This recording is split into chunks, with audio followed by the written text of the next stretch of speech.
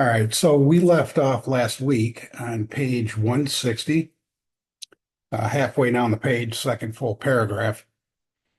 And I was just kind of reviewing this a little bit while we're going through all the opening remarks. And I kind of want to go over just the last two paragraphs a little closer one more time, especially the last one. I mean, beginning on 159 is where we learned last week. They give us a description of what an AA meeting is on the bottom of 159. It's the only information I've seen anywhere in this book where they talk about meetings or what they look like. And the authors seem to describe here an AA meeting as being a little gathering of men and women, happy in their release, and constantly thinking of how they might present their discovery to some newcomer. And I want to take a look at this from a little bit of a different angle now, not from the alcoholics angle. When they talk about this meeting being a little gathering of men and women, and then they go into saying happy in their release, it would be easy to believe that people are, it would be easy for us to take from that they're talking about being relieved from alcohol. But at this point in the book, we're nearly done with the first portion of the book. We've learned a whole lot in that time. And one thing that we have learned for sure is that alcohol is but a symptom. I quote, is what they say in the book. It's just a symptom. It is not the real problem. We also found on page, I believe, 62, that our root problem is selfishness and self-centeredness.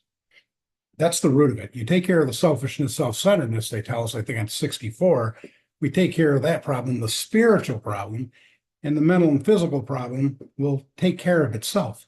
We attack this from a spiritual approach.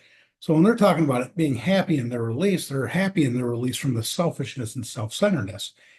And what they're thinking about is the complete opposite of selfishness and self-centeredness. So they're constantly thinking how they can present their discovery to some newcomer, somebody new. Let me show you how to escape.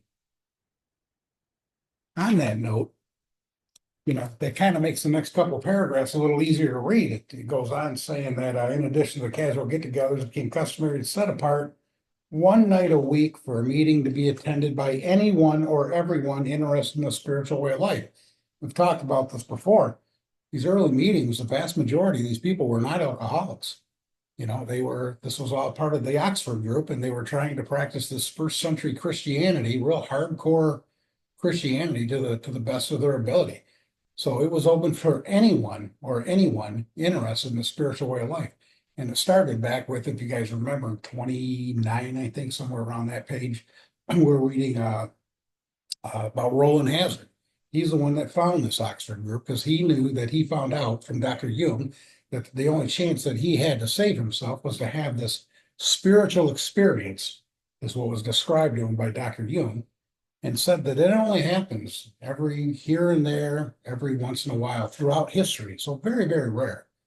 But he got the idea that that's what he needed. So he went to these Oxford groups and started putting some of these principles together in his life, and he ended up recovering. He had a spiritual experience. But these spiritual experiences, they're not just for alcoholics. These things were happening to all sorts of people, no matter what their problems were. That's why it was attended by anyone or everyone. They're trying to be relieved of the bondage of self. Aside from fellowship and sociability, it says, and we've had some comments about this a few times over the last number of years, it says the prime object was to provide a time and place where new people might bring their problems. And that's where some of us, when we start studying this, get a little off base here and think, oh, well, see, that's what they were doing. They would have these meetings, and these new people, they come in, and then they're the ones that are supposed to be doing the talking because they're there bringing their problems. They're here bringing, so we need to let them bring their problems and talk about their problems. What are we doing here? I want you to think about this. They're saying that it's a place for new people to show up and bring their problems. Previous to that, these guys who had recovered, they're thinking how they can present their discovery for the problems, how they can present that to the newcomer. So let's look at this next paragraph carefully. It says outsiders became interested. One man and his wife placed their large home at the disposal of this strangely assorted crowd. And this couple has since become so fascinated that they have dedicated their home to the work. Non-alcoholic people. Now get this. Now we're not even talking about alcoholics. This is very interesting. So it's many a distracted wife So this is somebody who is affected by the alcoholic. This is a spouse. Many a distracted wife has visited this house. They've come to the house to find loving and understanding companionship among women. So that means that there were other spouses that were at this meeting as well, who knew her problem. She's bringing her problem. There are women there who know her problem. And to hear from the lips of their husbands. So the alcoholics are there telling these women what had happened to them. We're telling them what had happened to them about the spiritual experience, how it came about. It says to be advised. So they're advising how their own wayward mate might be hospitalized and then approached when next he stumbled. They're there to teach her what to do in dealing with her alcoholic husband. So this deal, again, it's very different today than what it was then. But I'm telling you, this is the approach that created such a success, such a success.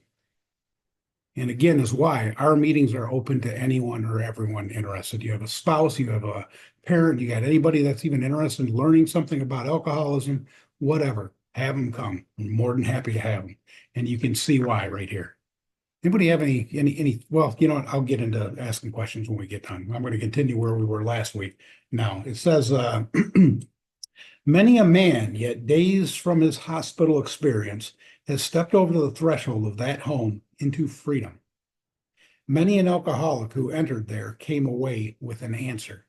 Oh, so they were providing answers at these meetings. He succumbed to that gay crowd inside. Sounds like people who are happy in their release. That's what they mean by gay. The gay crowd inside who laughed at their own misfortunes and understood his.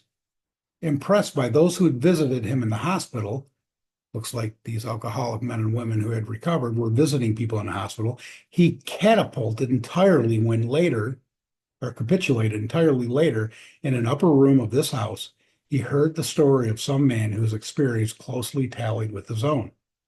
The expression on the faces of the women, that indefinable something in the eyes of the men, the stimulating and electric atmosphere of the place, conspired to let him know that here was haven at last. That's what we should be feeling, and that's what we should be seeing, and that's what we should be experiencing, and that's what we should be giving to new people at our meetings. That's what they should be getting out of this. The very practical approach to his problems, the absence of intolerance of any kind, the informality, the genuine democracy, the uncanny understanding which these people had were irresistible. He and his wife would leave elated by the thought of what they could now do for some stricken acquaintance and his family. Get that? These guys are walking away with an answer, and now what are they thinking about? What I can do to help some other families. They knew they had a host of new friends. It seemed they had known these strangers always. They had seen miracles, and one was to come to them. They had visioned the great reality, their loving and all-powerful Creator. What a thing to have witnessed, I would imagine, huh? Now, this house will hardly accommodate its weekly visitors, for they number 60 or 80 as a rule. Remember, this is very early on, 60 to 80 people at this one house. Alcoholics are being attracted from far and near, from surrounding towns. Families drove long distances to be present.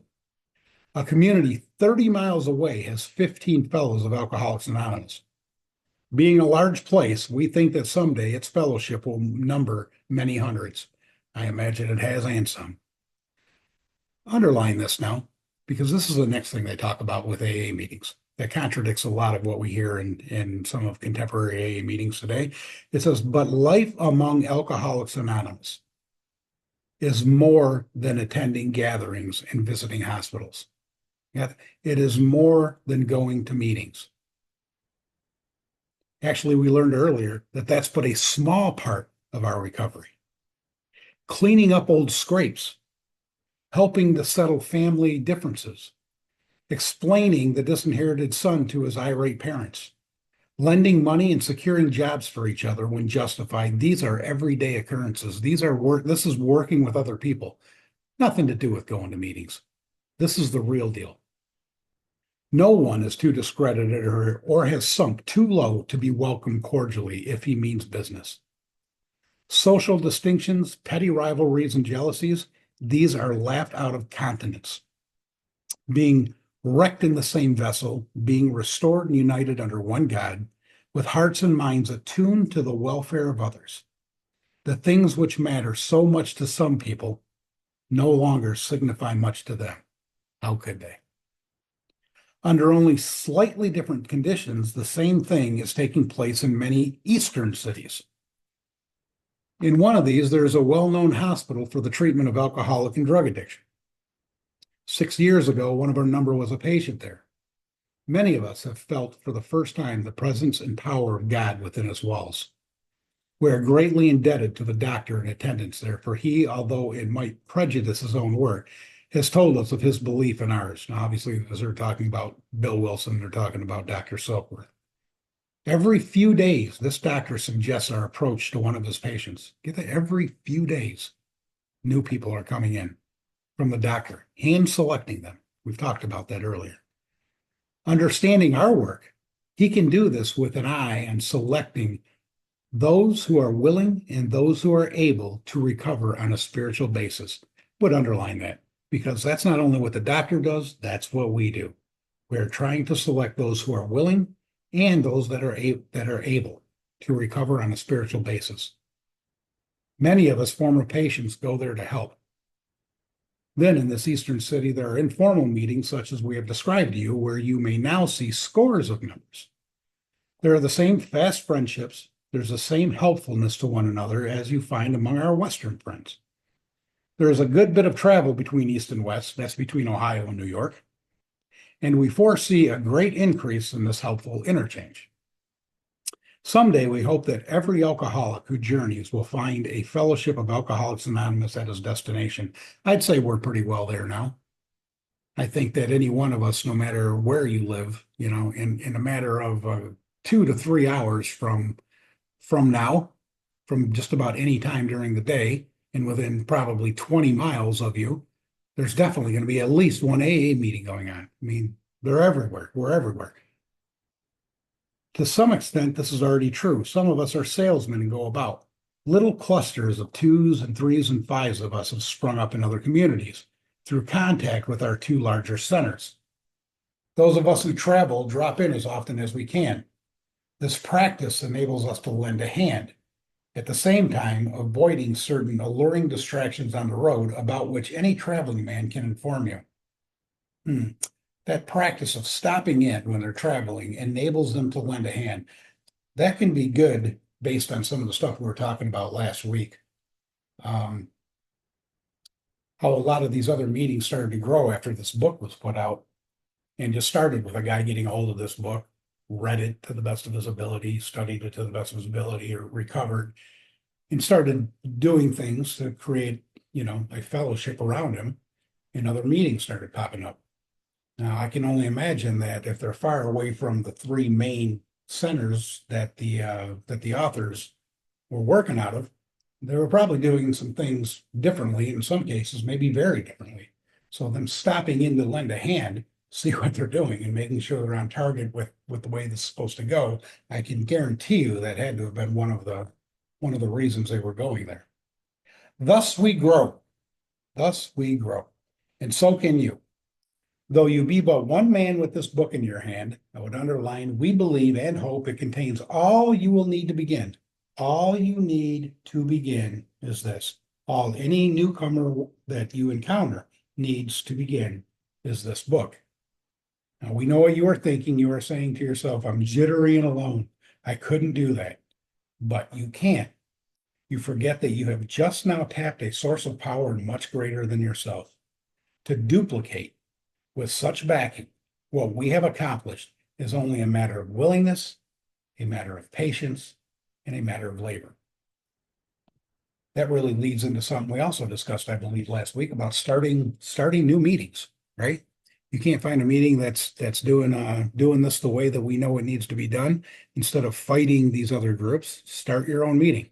I think this paragraph right here really lays that out. I can't do it. I'm alone trying to do it. I don't think I have. What does it tell you here? It ain't about you. It says you have just now tapped a source of power much greater than you. So who are we going to depend on to get this off the ground? God. We don't know what to do. We're fearful. How do we outgrow fear? We've already learned. We pray and ask God to remove it. We outgrow it immediately. That's where we go for the source of power to get things done. With such backing, with that kind of backing, you will be able to duplicate what we have. We know of an AA member who was living in a large community. He'd lived there but a few weeks when he found that the place probably contained more alcoholics per square mile than any city in the country. This was only a few days ago at this writing. The authorities were much concerned. He got in touch with a prominent psychiatrist who had undertaken certain responsibilities for the mental health of the community. The doctor proved to be able and exceedingly anxious to adopt any workable method of handling the situation. So he inquired, what did our friend have on the ball? Our friend proceeded to tell him, and with such good effect that the doctor agreed to a test among his patients and certain other alcoholics from a clinic which he attends. Arrangements were also made with the chief psychiatrist in a large public hospital to select still others from the stream of misery which flows through that institution. So our fellow workers will soon have friends galore. Some of them may sink and perhaps never get up. But if our experience is any criterion, more than half of those approached will become fellows of Alcoholics Anonymous.